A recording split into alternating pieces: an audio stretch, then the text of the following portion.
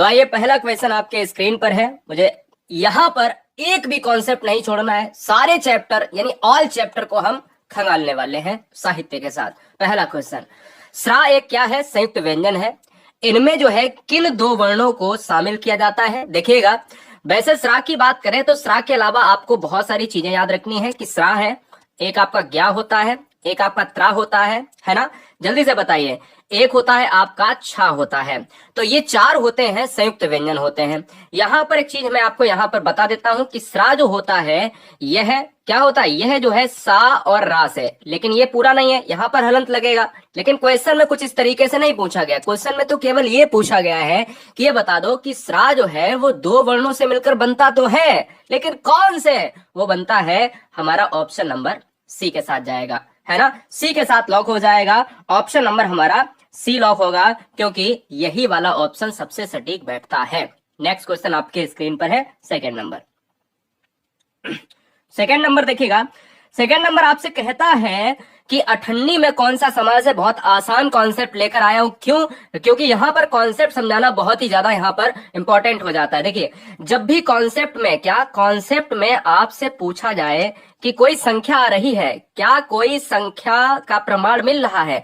हाँ, संख्या का प्रमाण अगर मिल रहा है कि अठन्नी हो, चवन्नी हो, कुछ भी हो, अगर कोई डिजिट आ रहा है तो बेटा वहां पर द्विगु समास होगा, क्योंकि संख्यावाची पद प्रधान होता है द्विगु समास में। और समास के जो प्रकार होते हैं वो कितने होते हैं? टाइप ऑफ दोस्तों कितने होते हैं? वो 6 होते हैं। अगले कॉन्सेप्ट पर बढ़ेंगे, क्वेश्चन नंबर थर्ड।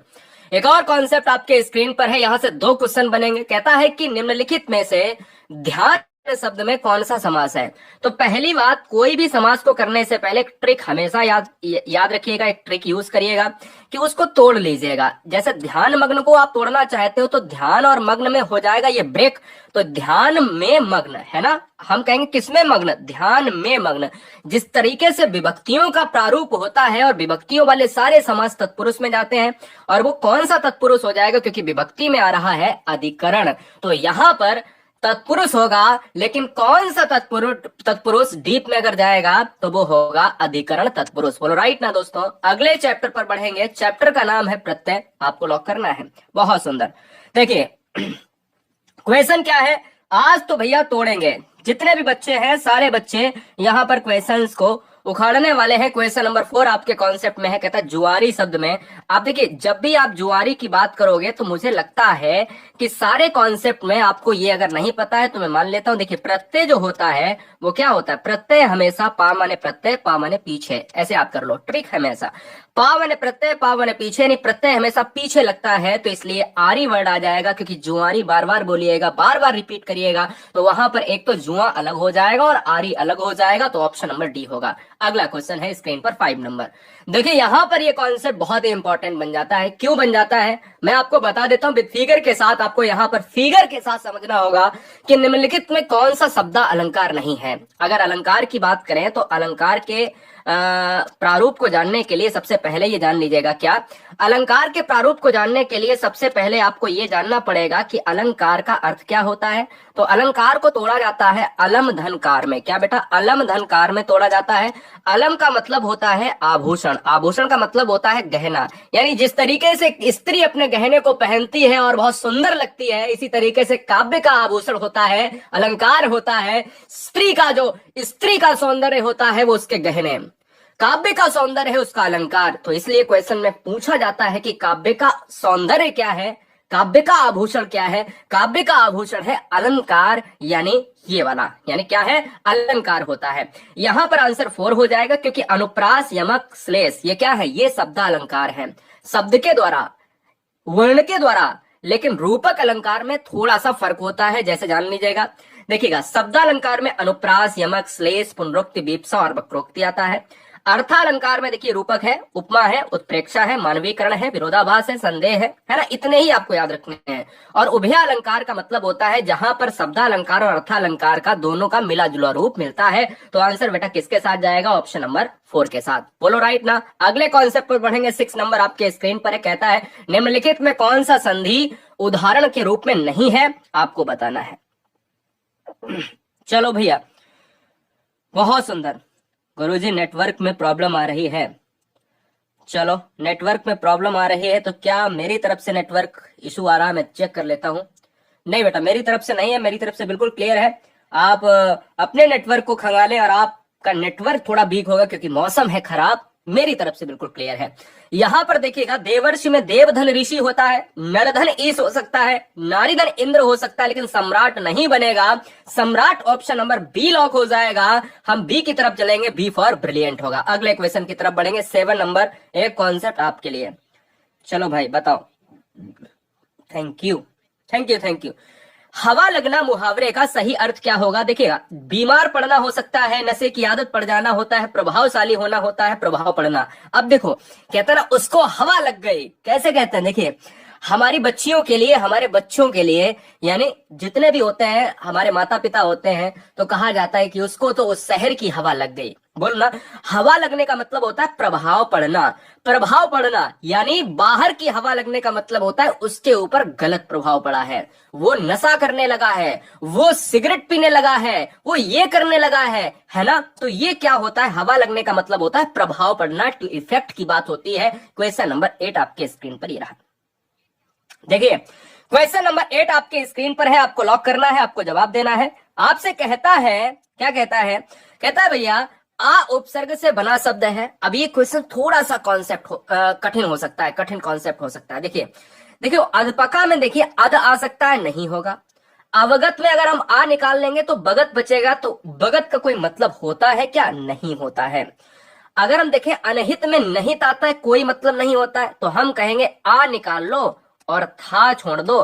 था का मतलब पता है क्या होता है? था का मतलब उसकी कीमत को जानना, उसकी गहराई को जानना, है ना। तो यहां पर जो आंसर है वो ऑप्शन नंबर किसके साथ? सी के साथ चला जाएगा। क्वेश्चन नंबर 9 नंबर आपके स्क्रीन पर है, आपको लॉक करना है, जवाब देना है ताल ठोक कर। देखिएगा, आपसे कहता है कि सभी महाप्राण वर्णों को बताइए। महाप्राण का कॉन्सेप्ट क्या होता है? आपकी स्क्रीन पर साफ दिख रहा है। महाप्राण, अल्पप्राण पीले से लिखा है, तो जितने पीले अक्षर हैं वो अल्पप्राण है। महाप्राण व्हाइट से लिखा है, जितने व्हाइट अक्षर हैं वो क्या वर्ण है, वो हमारे महाप्राण है। तो महाप्राण का कॉन्सेप्ट ये है कि दूसरे और चौथे, क्या ध्यान दीजिएगा, दूसरे और चौथे वर्ग में आने वाले सभी वर्ण क्या होते हैं? वो होते हैं महाप्राण होते हैं। फिलहाल अगर मैं बात करता हूं कि का को छोड़ दीजिएगा खा, गा को छोड़ दीजिएगा घा, ये क्या है? ये दूसरे पर है और ये चौथा वर्ग है। तो आप देखिएगा, ये काखा आ रहा है और इधर से ठा उठा लीजिएगा, तो मुझे लगता है कि आंसर ऑप्शन नंबर फर्स्ट है। चेक किया, फर्स्ट ही आंसर हो गया। अब देखिए, ये क्यों नहीं हो सकता? क्योंकि ये इसलिए नहीं हो सकता है कि आप जब धा को देखोगे तो चलो ठीक है, धा मिल जाएगा, लेकिन आप जब चा को देखोगे तो चा तो अल्पप्राण में आ रहा, तो नहीं होगा। आप माँ को देखोगे तो माँ तो अल्पप्राण में आ रहा, नहीं होगा। आप या को देखोगे अल्पप्राण में आ रहा, नहीं होगा। तो आंसर हमारा फर्स्ट हो जाएगा। तो एक कॉन्सेप्ट निकल कर आया कि दूसरे और चौथे वर्ग का हर व्यंजन अल्पप्राण महाप्राण होता है, और पहले और तीसरे और पांचवें का व्यंजन हमेशा अल्पप्राण होता है। चलिए अगले क्वेश्चन की तरफ बढ़ेंगे। Question number next, question number next आपके स्क्रीन पर है, बताइएगा क्या होगा। ए फॉर अजमेर होगा, बी फॉर बिहार होगा, सी फॉर चेन्नई होगा, और डी फॉर दिल्ली होगा। क्या हो सकता है ऑप्शन? मैं आपको कॉन्सेप्ट में बता देता हूं, इसका सबसे तगड़ा कॉन्सेप्ट है ये। अगर आपने नहीं पढ़ा तो मतलब पढ़ने का कोई मतलब नहीं है, रीजन ही नहीं है। देखिएगा, यदि आपने विवाह का निमंत्रण दिया होता तो मैं अवश्य आता। मैं 4 से 5 आपको कॉन्सेप्ट यहीं पर बता देता हूं। देखिए, हमेशा आपको याद रखना है, क्या? हमेशा आपको एक चीज हमेशा याद रखनी है कि कंडीशनल वाक्य, क्या बेटा? कंडीशनल वाक्य, यदि पढ़ाई की होती तो परीक्षा में, यदि परीक्षा के लिए पढ़ाई की होती तो पास हो गए होते। मेरी बात समझ रहे ना? तो पास हो गए होते। यदि वर्षा होती तो फिर क्या होता? फसल नहीं सूखती, है ना, फसल नहीं सूखती। तो ये बताइएगा, यदि आपने विवाह का निमंत्रण दिया होता तो मैं अवश्य आता, या कुछ भी होता। तो बताइए यहां पर कॉन्सेप्ट क्या होगा? तो ऑप्शन जाएगा संकेतवाचक के साथ। देखिए, जब भी आप एक कॉन्सेप्ट को पढ़ेंगे तो इसमें कंडीशनल वाक्य होते हैं कि अगर आपने दिया होता तभी तो मैं आता, अगर तुम पढ़े होते तभी तो पास होते, अगर तुम समय से पहुंचे होते तो रेलगाड़ी नहीं छूटती, है ना, अगर तुम सही समय पर पहुंचे होते स्टेशन तो रेलगाड़ी नहीं छूटती। तो कंडीशंस जब आ जाए तो संकेतवाचक होता है। यदि तुम भी मेरे साथ रहोगी तो मुझे अच्छा लगेगा। तो मैं क्या कहता हूं? संकेतवाचक हो जाएगा। जहां पर कंडीशंस आ जाए कि अगर तुम ऐसा करोगे तो ही ऐसा होगा। क्लियर है ना? चलिए क्वेश्चन नंबर 11, आधुनिक हिंदी गद्य का जन्मदाता किसे कहा जाता है? तो देखिएगा यहां पर अगर हम कॉन्सेप्ट की तरफ बढ़े तो आंसर क्या होगा? तो मैं कहता हूं कि ऑप्शन नंबर बी हो जाएगा, भारतेंदु हरिश्चंद्र को आधुनिक हिंदी का जन्मदाता कहा जाता है। अगर हम अंधेर नगरी की बात करेंगे तो इन्होंने बहुत योगदान दिया है। अगर हम भारत की दुर्दशा की बात करेंगे तो इनकी एक रचना है, ठीक है ना? तो फिलहाल ऑप्शन नंबर बी के साथ जाएगा।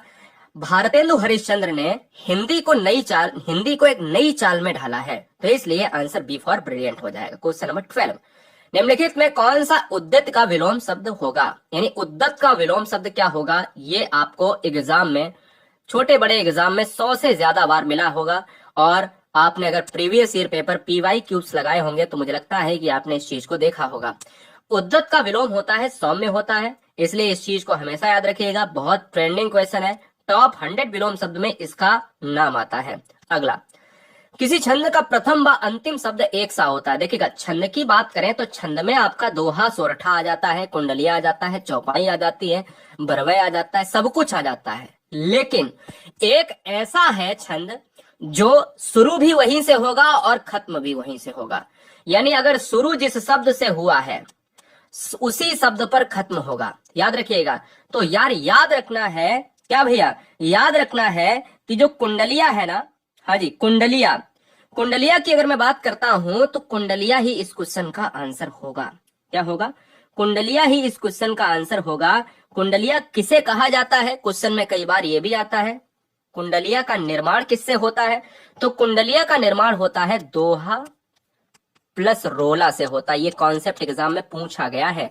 तो दोहा और रोला जब मिलते हैं, जब इनका आपस में संयोग होता है तो कुंडलिया का निर्माण होता है। और कुंडलिया में जो चरण होते हैं, एग्जाम में ये भी आता है, तो 6 चरण होते हैं, और जिस शब्द से, जिस पंक्ति से वो शुरू होता है और वही अंतिम शब्द होता है, यानी शुरू भी वहीं से और खत्म भी वहीं पर। अगला क्वेश्चन है 14 नंबर।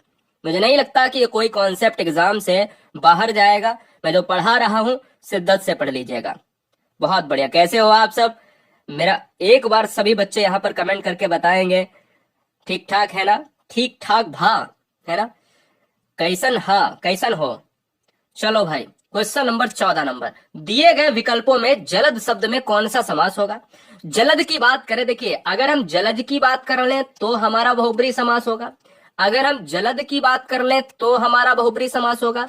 अगर हम जलध की बात कर ले, देखिए धी की बात कर ले तो हमारा, क्योंकि बादल और समुद्र और कमल ये क्या है? ये दोस्तों मैं कह सकता हूं कि बहुब्री समास की तरफ इशारा कर रहे हैं, क्योंकि ये सभी शब्द हमारे योग रूढ़ में आ जाते हैं। क्लियर है ना दोस्तों? चलो भाई, बहुत बढ़िया। अच्छा ठीक बा, चलो क्वेश्चन नंबर नेक्स्ट। सर जी कैसन बा? हम भी ठीक बा। क्वेश्चन नंबर नेक्स्ट देखिएगा, हम भी ठीक बा। Good evening. Question number next आपके स्क्रीन पर है, ताल ठोक कर क्वेश्चन नंबर 15 पर आएंगे। अलंकार बताएंगे। कहता है सारंग ले सारंग चली कई सारंग की ओट, सारंग झीनो पाई के सारंग कई गई चोट। हम कहते हैं कॉन्सेप्ट को समझने के लिए 2 कॉन्सेप्ट आना चाहिए, एक वर्ण होता है, एक शब्द होता है। जहां पर वर्ण की आवृत्ति होगी तो बेटा वहां पर अनुप्रास अलंकार होगा, जहां पर शब्द की आवृत्ति होगी वहां पर यमक अलंकार होगा। तो ये बताइएगा कि यमक अलंकार कहां पर होगा? सारंग एक शब्द है या वर्ण है? सारंग बेटा शब्द है। शब्द वो होता है जिसका एक पर्टिकुलर अर्थ निकलता है, और यहां पर यमक हो जाएगा क्योंकि यह शब्द है। एक चीज और बता दें कि यमक और श्लेष वगैरह, यमक और अनुप्रास वगैरह ये कैसे आते हैं? ये आते हैं आपके शब्द अलंकार में। तो अलंकार को मैं फिर से आपको डिफाइन करता हूं। अलंकार क्या है? अलंकार काव्य का सौंदर्य है, काव्य का आभूषण है। मैंने आपको बताया कि जिस तरीके से स्त्री अपने गहने को पहनकर बहुत सुंदर लगती है, तो कहीं ना कहीं हिंदी भी अपने गहने को पहनती है तो बहुत सुंदर लगती है। यानी अलंकार ही उसका आभूषण है। किसका? हिंदी का, गद्य का। क्वेश्चन नंबर 16, प्रबल में कौन सा उपसर्ग है? प्रबल में अगर देखा जाए तो प्रबल में मतलब प्रीफिक्स पूछा गया है, प्री माने पहले, तो मैं कहूंगा प्रबल में ऑप्शन नंबर बी हो जाएगा, बी फॉर ब्रिलियंट होगा। क्वेश्चन नंबर 17, यहां पर एक और उपसर्ग पूछ रहा है, बा उपसर्ग। अब इस क्वेश्चन को ध्यान से करने की कोशिश करिएगा। देखिए आपसे कहते हैं दोस्तों, बदौलत बदनाम और बर्दाश्त बाकलम। देखिए यहां पर बाकलम कोई शब्द आपने नहीं पढ़ा होगा। बदनाम में अगर आप देखोगे तो बा जो है आपका क्या है, निकल जाएगा तो दनाम बचेगा। बा निकल जाएगा तो यहां पर ये कोई शब्द नहीं है, बाकलम में कोई शब्द नहीं है। और दौलत एक शब्द है जिसमें साफ साफ लिखा हुआ है कि बा उपसर्ग आ रहा है, तो आंसर हमारा ए फॉर अजमेर हो जाने वाला। Question number next. Question number next आपके स्क्रीन पर है। 18 नंबर बहुत आसान नहीं है। 99% बच्चे यहां पर क्या हो जाने वाले हैं, फेल हो जाने वाले हैं, और 90% तो फेल होंगे ही होंगे। चलिए 10% में क्या आप आते हो, 10% में क्या आप पासिंग मार्क के क्राइटेरिया में आ रहे हो? 18 नंबर को पास करने वाले बच्चे कौन है, जरा बताइए। कहता है दोस्तों, निम्नलिखित में से किस शब्द की वर्तनी अशुद्ध है? किस शब्द की वर्तनी अशुद्ध है? आंसर हमारा ए होगा, बी होगा, सी होगा या फिर डी होगा। मैं आपको बता देता हूं, ज्योत्सना एक राइट शब्द है, राइट यहां पर हो जाएगा, विश्लेषण भी, कवित्री भी राइट हो जाएगा। अनाधिकार ये गलत लिखा है, अनाधिकार को गलत लिखा है तो इसको शुद्ध करने के लिए मुझे थोड़ा सा प्रयास करना पड़ेगा। अब अनाधिकार कोई शब्द ही नहीं होता है, होता एक्चुअल में क्या है, अनधिकार होता है, इसलिए right answer option number D हो जाएगा। बोलो क्लियर है ना दोस्तों? बढ़ेंगे अगले क्वेश्चन की तरफ। जो बच्चा कहता है कि कवित्री ऐसा नहीं लिखा जाता, ऐसा लिखा जाता है, तो याद रखिएगा, कवित्री ऐसा लिखते हो तो बहुत गलत लिखते हो। फिलहाल कवित्री होता है, ये तीनों सही है। आंसर हमारा क्या हो जाएगा, 18 नंबर का डी। नेक्स्ट क्वेश्चन आपके स्क्रीन पर एक क्वेश्चन है आपका वाक्य से। देखिए 3 प्रकार के वाक्य होते हैं। अगर हम देखें ये वाला वाक्य, ये नहीं, इसमें नहीं रखा जाता है। सरल वाक्य वो होता है जिसका एक उद्देश्य एक विधेय होता है, जिसमें एक कर्ता एक क्रिया होता है। संयुक्त वाक्य में 2 या 2 से अधिक, और मिश्र वाक्य में भी संयुक्त वाक्यों का मिश्रण होता है। क्वेश्चन में ट्रिक मैं आपको बता देता हूं कि कोई भी दुनिया का, अब हो सकता है एग्जाम में ये वाला ना आए, लेकिन एक ऐसी ट्रिक बताऊंगा जो कभी भी फेल नहीं होगी।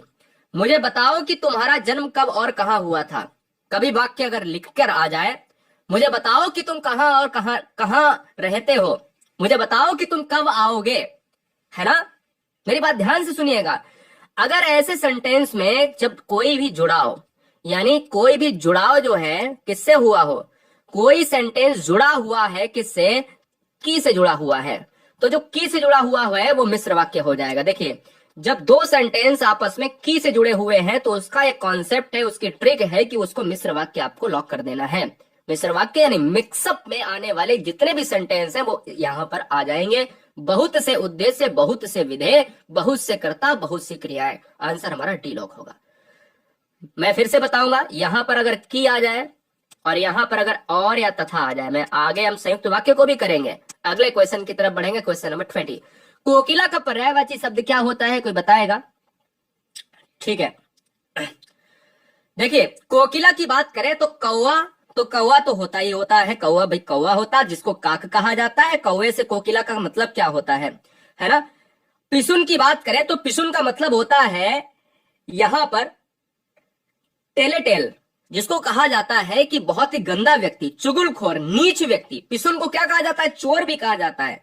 लड़ाई लगाने वाला जो व्यक्ति होता है वो पिसुन कहलाता है, यानी ये आंसर होगा नहीं। और अनंग की बात करेंगे दोस्तों, अनंग की बात करेंगे तो क्या होता है बताइए? आंसर तो हमारा थर्ड हो जाएगा। अनंग का मतलब होता है आकाश होता है। क्या होता है? ऑप्शन नंबर थर्ड इस क्वेश्चन का राइट आंसर होगा। 21 आपके स्क्रीन पर है। 21 में चीजों को समझिएगा। अर्ध स्वर, देखिए स्वर तो आपने सुना होगा और अर्ध स्वर भी सुना है। जिसने नहीं सुना है आप जान लीजिएगा, स्वर 11 होते हैं और ये स्वर किसे कहा जाता है? स्वर कहा जाता है जो पूरी तरीके से स्वतंत्र होता है। ये बहुत ही बेस है। अर्धस्वर वो होता है जहां पर देखिएगा आप इनको 2, देखिए अर्धस्वर की बात हम कर लेते हैं तो अर्धस्वर बेटा हमेशा 2 ही होते हैं, ये आपको याद रखना है। ऑप्शंस में ऐसे आ जाए तो आपको क्या लॉक करना है? 2 लॉक करना है।